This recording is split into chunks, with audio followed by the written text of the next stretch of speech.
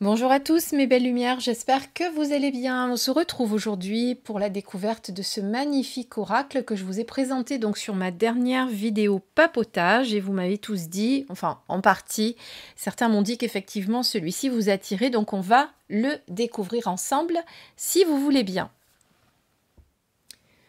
Alors c'est l'oracle de la lumière et des rêves qui a été édité donc par US Game System.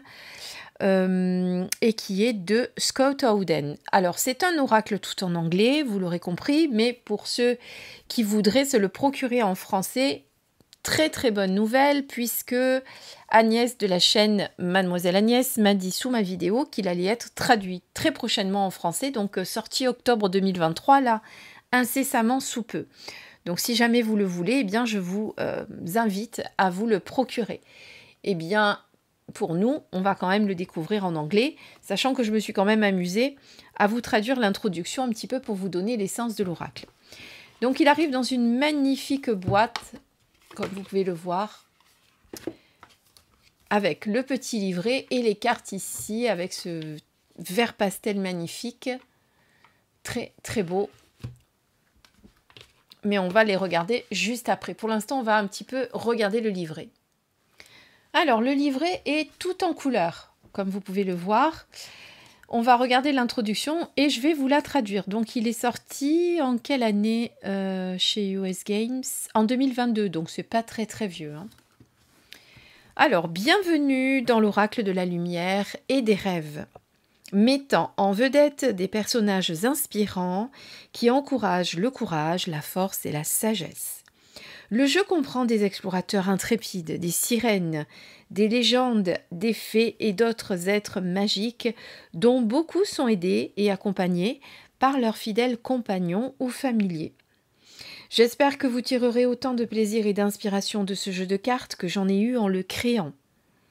Ce qu'il y a de merveilleux dans la peinture, c'est qu'elle offre l'opportunité de raconter une courte histoire visuelle de couleurs et d'émotions qui est unique à chaque spectateur. Même si dans ce guide, j'ai fourni une brève interprétation de mes pensées derrière les peintures, j'espère que chaque carte agira comme un portail ouvrant l'espace à votre propre imagination pour remplir des histoires d'aventure, de découverte et de fantaisie. Ce qui n'est pas dit peut être très significatif. Voilà. En tout cas, elle avait envie de personnages inspirants et héroïques qui démontrent des qualités qui peuvent nous être bénéfiques dans nos propres vies, bien évidemment.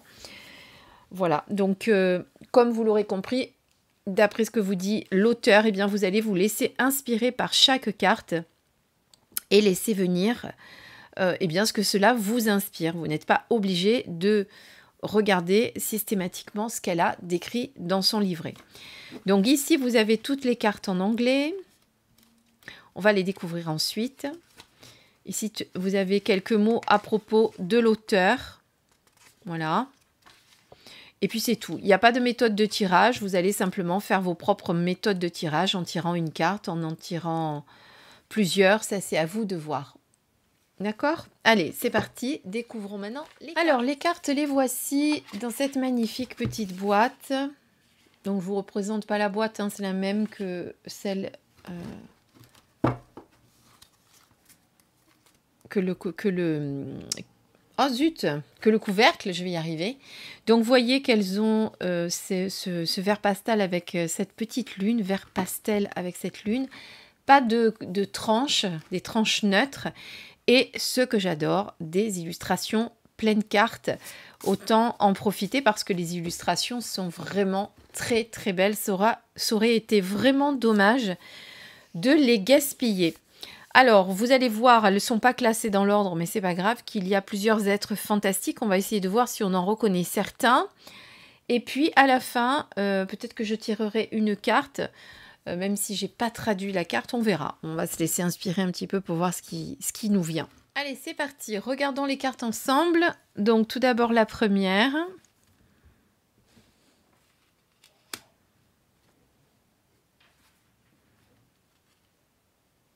Là, elle est plus épurée. Celle-ci, il y a beaucoup moins de couleurs avec cette petite chouette.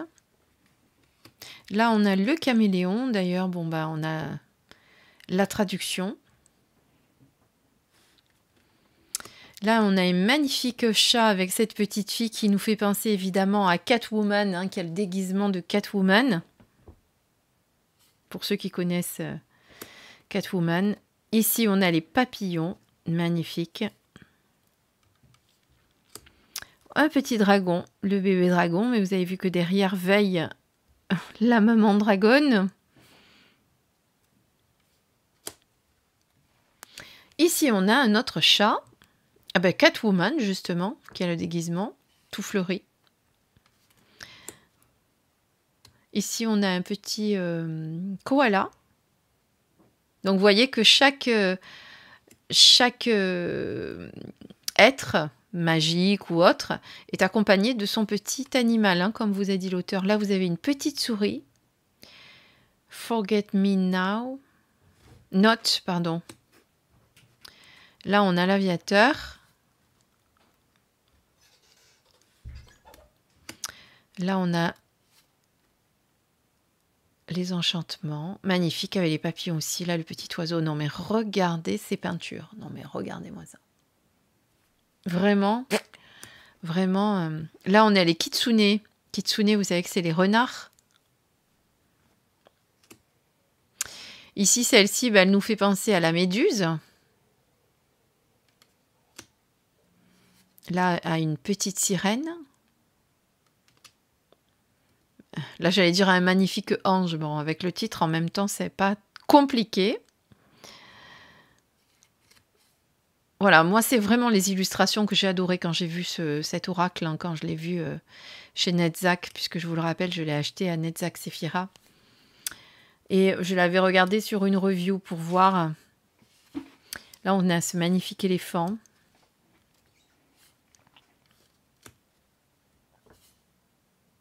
J'ai vraiment envie... alors, c'est vrai qu'on peut vraiment faire...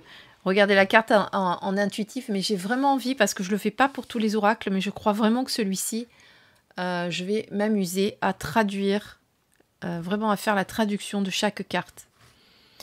Ça, celle-ci, elle est tout à fait de saison bientôt.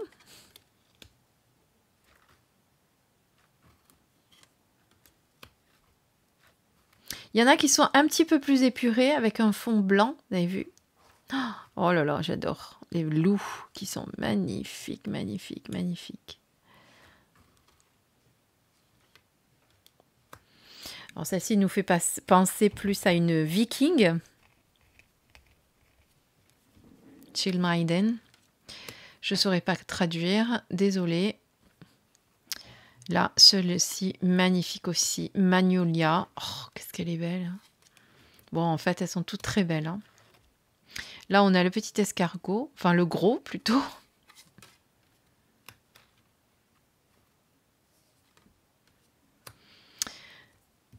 Là, on a une licorne. L'oiseau bleu. Un fennec.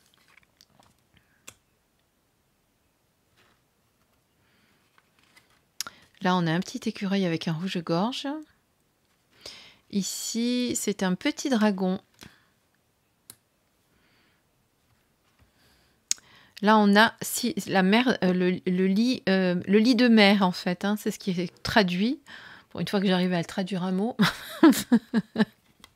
Ne vous moquez pas, s'il vous plaît. Je suis désolée. Là, on est sur le solstice d'hiver.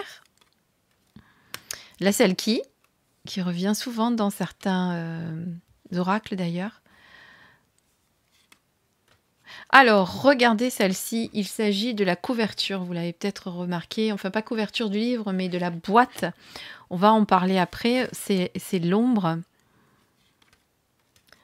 Là, celle-ci encore, Daydreamings. Ça fait penser au petit chaperon rouge, mais qui n'est pas en rouge, hein, mais...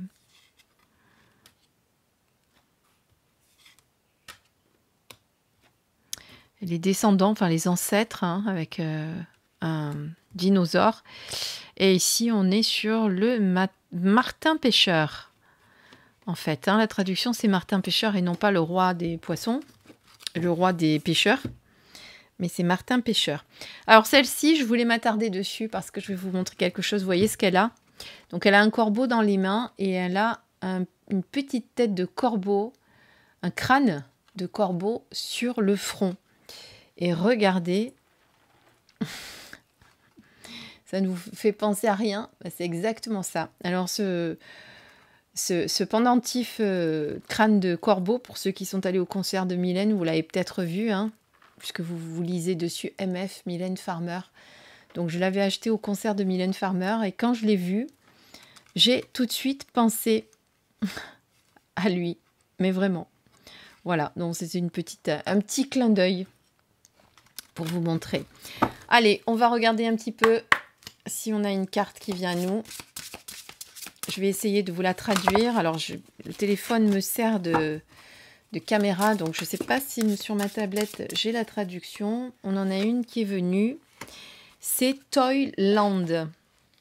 Alors voilà, je me suis amusée à vous faire une petite traduction. Je vais vous lire la carte. Prenez le temps de jouer. Imagination, créativité, joie, spontanéité. Cette carte représente le jeu et les forces imaginatives et créatrices qui sont engagées lorsque nous participons à des activités ludiques. Il y a peu de choses dans la vie qui sont plus joyeuses et bénéfiques que le pur plaisir de jouer. Les jeux et les loisirs sont essentiels au développement de l'enfant. Ils offrent aux enfants la possibilité d'utiliser leur créativité et de développer leur imagination, ainsi que leurs forces physiques, cognitives et émotionnelles.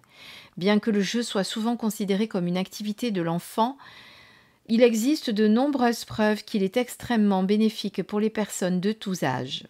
S'engager dans des activités ludiques avec des amis, un partenaire, un collègue ou un animal de compagnie est un excellent moyen d'améliorer votre imagination, votre créativité, vos capacités de résolution de problèmes et votre santé physique et émotionnelle. Qu'il s'agisse de taper dans un ballon ou dans le parc, de partager une blague, de jouer à rapporter un chien ou d'innombrables autres activités, le jeu est une activité à laquelle nous devrions tous consacrer du temps. Et après, la petite phrase en bas, c'est lumière et pays des jouets. Je vais vous montrer en même temps. Là. La grande joie du jeu, de la fantaisie et de l'imagination est que pendant un certain temps, nous sommes totalement spontanés, libres d'imaginer n'importe quoi dans un tel état d'être pur. Voilà, c'est de Carl Jung quand même, cette phrase. Donc tout ça pour vous dire que là, je vous ai traduit la carte, mais en imaginant que vous ne l'ayez pas traduit, vous pourriez très très bien vous laisser inspirer par les images, l'illustration qui voit cette femme qui effectivement retombe en enfance hein, avec son petit ours. Alors femme ou enfant, adulte, on peut dire que c'est une jeune adulte quand même.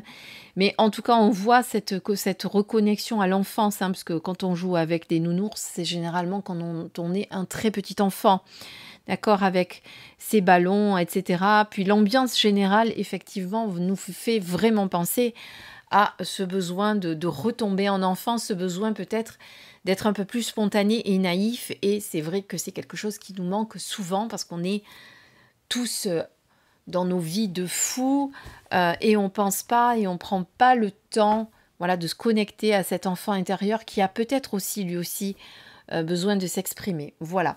En tout cas, vous voyez que même si vous n'avez pas de traduction, vous pourriez très très bien vous laisser aller avec les images. Voilà, je vous rappelle, je vous le remontre, hein, c'est vraiment un oracle magnifique. Donc s'il est traduit, j'imagine que beaucoup d'entre vous vont sûrement le commander. Mais d'ailleurs, dites-moi en commentaire si vous allez courir l'acheter dès qu'il va sortir dans les magasins ou si pas du tout, si ces illustrations ne vous inspirent pas du tout. Voilà, j'attends vos petits commentaires et je vous rappelle que pour soutenir la chaîne, il faut commenter, liker, montrer que vous êtes là. Voilà. Et puis partagez aussi avec vos amis. Si vous connaissez quelqu'un qui est féru d'oracle et qui a envie de découvrir ma chaîne, pourquoi pas. En attendant, je vous souhaite une très belle journée, une très belle après-midi ou soirée, en fonction de quand vous regarderez la vidéo. Et je vous dis à très vite pour la prochaine. Plein de bisous. Je vous embrasse très fort.